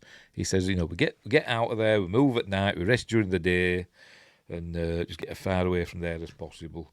But obviously the hunter will guide us. That's what Seamus says, and he's James being racist and a baddie. Says he won't follow any savage. And he also, takes the berates Seamus for having, children with the savages. Of course, he's a horrible person, but they have a set too. Anyway, as he's saying, his Roland's that he's lost his son to it, and he's lost his wife, but we know that he's not lost his son, don't we?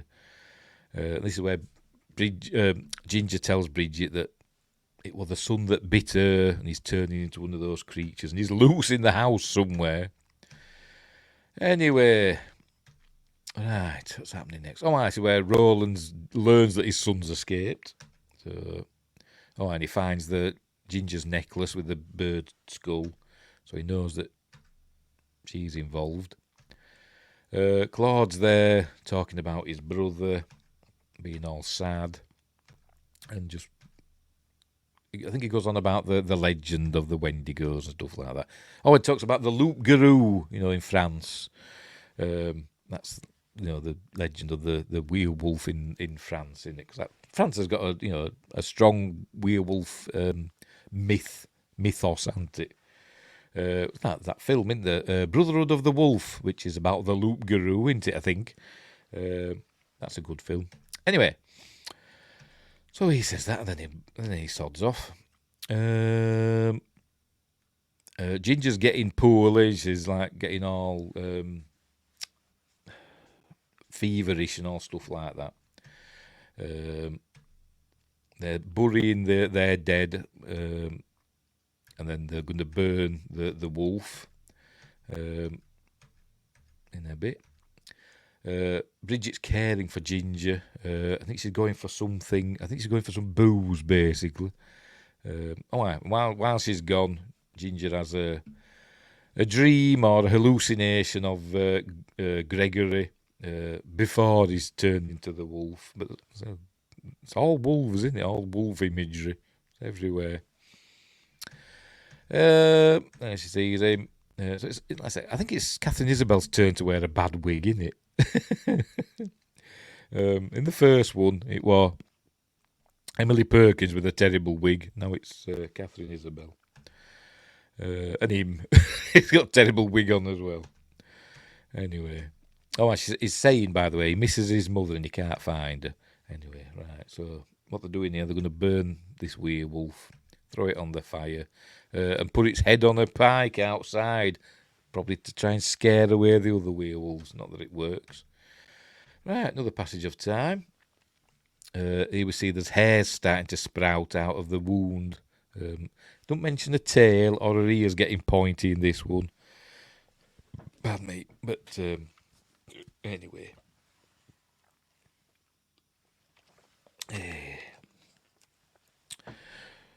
So she's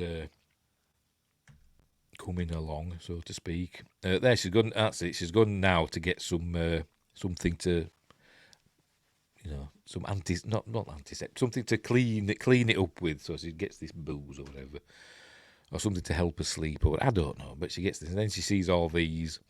I think this is a representation of Roland's wife being, attacked by a devilish beast. I think that's what that's supposed to be. And he confronts her. And I think it's basically saying he knows that she's let his son go. There you go, he's showing that. It's where he tells her that his wife and son were attacked. His wife died. His son was just bitten. And he began to change into one. But instead of killing him, he just locked him away. Told the others that he'd died. But anyway, but they've got to find him. Anyway, he's there in the room with Bridget, Ginger, and he's got a lock of Ginger's hair. That's what he's done. That's what he was doing there on the bed.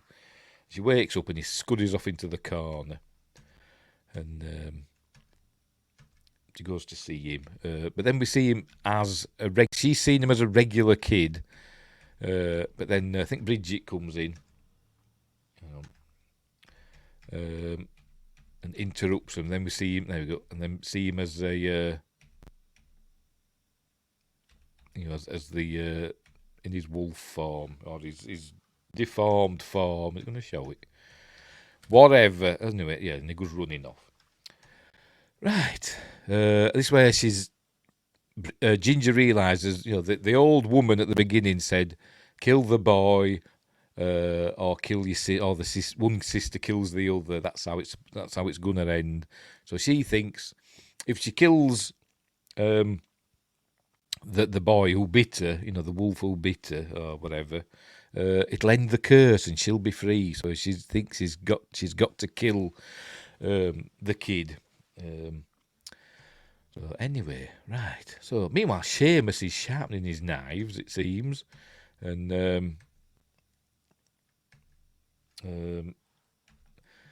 he hears a noise up in the attic, and he goes up, and is it a werewolf or is it the kid? I can't actually bloody remember. So he goes up to check, and he gets got, obviously.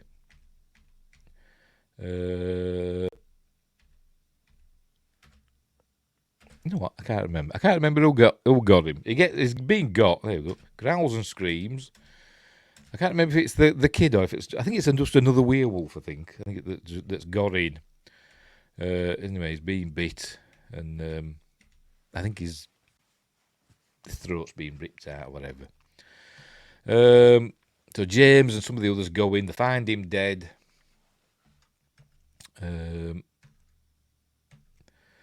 They think, he finds. Yes, it must have been the son. Must have been Gregory that attacked him, because in his hand, in Seamus's hand, he's got the lock of Ginger's hair, and so they think Ginger is the one that attacked him because they think she's the one that was bit, and he pulled some of her hair out in the attack.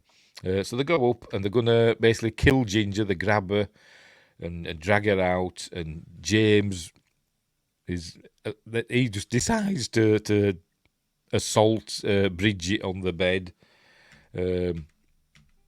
Slaps her about a bit and all that, and she just spits in his face and bites him and all that stuff.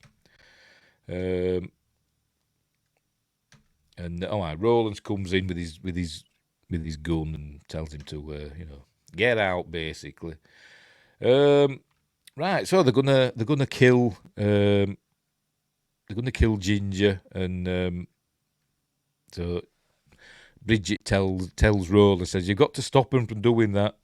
So if you don't do that, I'll tell him about Gregory. There you go. They kill my sister. They kill your son. She'll tell them that Gregory's still alive. Right. So, they're going to test. That's it. They're not going to kill her straight away. They're going to test her with a leech. That's what they're going to do. And they come running in. There's Bridget and Rollins. And he says, she killed Seamus. And Bridget says, no, she was with me all night. And all that. I swear it. And Rollins is saying, stop, leave her alone, let her go, and all that. And he takes a shot. He shoots the priest in the shoulder. Or is it? No, I don't. I'm lying. He shoots Doc Murphy in the shoulder. There we go. Or to shoot him in his heart. Does he kill the doc? I don't actually know now. I'm worried. I'm confused now. Let's have a look. Getting the leech out.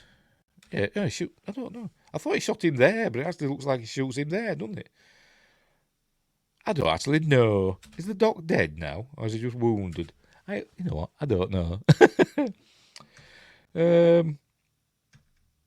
So they get him out. What he's going to do is they've got to leave, basically, and they've got to go. There's Ginger changing, their eyes are changing. I think they put some little CG effects in on the eyes, I think. Because they change colour. I'm sure they do. Or is that another bit? There you go, look, they change colour, look. So, little CG effects in the eyes. Don't see much CG in these films, but they did some there, didn't they? So, right. She's going to go and find the kid, is Ginger, to kill, to lift the curse. She's going to find Gregory and kill him, basically. She watches on. We see her fingernails are growing as well. Or claws, or whatever you want to call them. She's watching on, and she's seeing James and whoever he is. It's Claude, isn't it? Basically throwing out Seamus's son now, because Seamus was protecting his son Milo. Just throws him out into the wilderness. The mercy of the Wendigos, because he's cruel and horrible. But she finds young Gregory by his mother's grave. Not a very deep grave, was it? Her hand's out there, and he's stroking her hand and whimpering, and she's gonna stab him. There we see something wrong with his transformation, isn't there? Something amiss there. But there you go. She's ready to kill him, and he's actually ready to be killed. He actually basically moves forward. There, like that. Look, he's saying like, "Kill me, put me out of my misery," and obviously she can't do it. Look, acting. But then this chap, whoever he is, I don't know his name either. We've seen him a few times in this film. I don't know his bloody name. Who we got? Who haven't I read? It could be Owen. Or it could be Cormac. I have no idea. No, Owen. We've seen Owen, haven't we, I think? No, this could be Cormac. It looks like a Cormac with his tam o' shanter on, or whatever the hell they call. Anyway, he sees the kid and he shoots part of his crumbly gravestone. So he runs off, does the kid, and right, what's happening here now? The hunter is gone to see Bridget. He tells her that he's had like visions of seeing, coming across, Ginger and Bridget in the woods. Talks about the red and the black, and he's got to protect them. But anyway, she's a seer, is the old woman, by the way. So they want to go and see. Bridget and Ginger decide that they've got to go and see this old woman. Pardon me, the hunter's going to take them. Oh, aye, they've caught poor is it Gregory? I think it's Gregory, isn't it? Keep forgetting. Yeah, Jeffrey, whatever. The kid. They've caught the kid. And he recognises him. Says it's it's Roland's son. So they call him out, and so he basically owns up. He's going to sneeze. Ooh, good heavens above. Excuse me. Gesundheit and all that. So he comes out and says, "I'm still in command," and all that. But yeah, I own up. It's my son, but I'm still in charge. And they're kind of going to mutiny now. But anyway, so he kills his own son. His son runs for it and near this well, and he shoots his own son, and his son falls down the well. So he's killed his own son. And Ginger's saying, "I couldn't do it." She couldn't kill him. And you notice her hair's starting to turn white. Why does Ginger's hair turn white when she becomes a werewolf? Don't know. Bridget's didn't. Anyway. There you go. Mutiny's over. He's still in command. I think it's decided now, as well as Roland's, that Ginger's going to be thrown out. To be with the other wolves. They're not going to kill her. They're going to throw her out. She's got to leave. But Bridget can stay. Obviously, that's not going to happen. They're just going to leave. There you go. They're going to go through the hole that is now a hole again. There they are, pulling out poor Jeffrey from the well. But anyway, they get out. They're going to try and find the seer, that old lady. Now you see her hair's turning white. They find Milo. That's it. Seamus's son, and he knows where they stay. He knows where the hunter stays. He stays in this cave, so it takes taking them there. Anyway, they get separated for some reason, and then Bridget comes across Milo's body. There we go. She trips over him. Milo's dead. And Ginger killed him. She couldn't help herself, she said. She's vomiting and all that stuff, but she couldn't help herself. So they carry on. They find the cave where the hunter lives. And we see the old woman's there already. So she's going to do some ritual. There's telling the tale. Hang on, let's go back again. The story, the old story. There we go. The English and the French brought with them their diseases, because we're Europeans. With them came the Wendigo. This was all foretold and watched for, and with the Wendigo would come two sisters, the red and the black. See, it's all part of the prophecy. Anyway, but and this is where we learn that she had, to kill the boy. They had to kill the boy before she was bitten. Once she's bitten, there's nothing they can do. They had to kill the boy before she was bitten. But to lift the curses now or something, one sister will have to kill the other. So that's seemingly where we're headed, much like in the first film. But they're going to do a little ritual with like ayahuasca or something, some potion she's to drink, to have a vision of a vision quest, I suppose you'd call it, to see what's going to happen. So that's what she's going to do. So she takes this stuff and they're going to do that on her face for some reason. And then she has her vision and there we go. She sees stuff. Poor Jeffrey, the stars world overhead, etc. Right, she's got a knife, right, and she heads back to the fort. Here we go. And she sees a werewolf there, a cool practical werewolf. I'm not sure about the long arms, as you see. Look, they've got like long forearms, more like gorillas or something than werewolves. But anyway, never mind. But you can see her eyes are turning weird. She starts getting a nosebleed. And the werewolf becomes Ginger, and then the hunter pops up as well. Oh, she's trapped in a bear trap. And there's like, reversal of fortune, so to speak. Then the hunter pops up and says, you've got to kill Ginger. And she doesn't. Oh, no, she does. She stabs Ginger. Because that's, what the vision is telling her to do. There you go, she stabbed Ginger. And then, she wakes up. So that's what the vision's told her to do. When she comes to, we see that the old lady's dead. In a minute. Hang on, let's go back again. Is it? I think she has. She comes out. The old lady's dead. Ginger's killed her and ran off. Don't know why didn't he stop her? Don't know. It could have killed her with an arrow, but he doesn't. So they got to go and find Ginger, and she tells him what she saw, that she's got to kill Ginger with a knife. And I think he gives her the knife. Says, he gives her the knife. She says, "This is the knife from my vision." There you go. I killed Ginger with it. So they're heading back to the fort. So they go in, and essentially it's all part of the plan, so to speak, I presume. But he gives up Ginger to James, and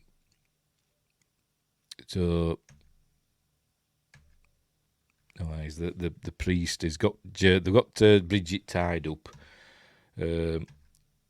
The priest basically drags her outside. I think she spits in his face here, so he gets angry and drags her out. And she starts counting. She's got to count to 100, and Bridget will come, remember. Not Bridget, Ginger will come. So here she is, as Ginger, in a cloak, knocking on the gate. She's still counting, is Bridget. And they go, "I've come for my sister," she says. So they're going to have another little tussle. Roland comes out. There we go. He's about to set fire to Bridget, but the hunter fires an arrow into his hand, and then Roland sets fire to the preacher. So that's the end of him. Because he's a bad one. James has knocked Bridget down. Not Bridget, I keep getting mixed up. Knocked Ginger down and says, "You had enough." And she gets up. She basically just slashes at his throat. There you go. She says, "Come here, I want to tell you something." And they're all saying to him, "Don't go close to her, don't go near her." But he's obviously, too full of himself.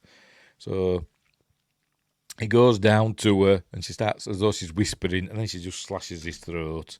And he's all bleeding out. There we go. And that's the end of James. Yay, because he's a bad one. And she opens the gate, and the wolves all start coming in, as we'll see in a minute. The wolves come in through the gate. There we are. And anyway, the hunter's shooting at him with his arrows. Poor Bridget's still tied up. Then Roland's comes out now and unties her. One of the wolves got hold of Roland's. The one that we just saw that was shot with the arrow. It actually biting his face, and we see he's all injured in his face. If we get a look at it, for God's sake, there he is.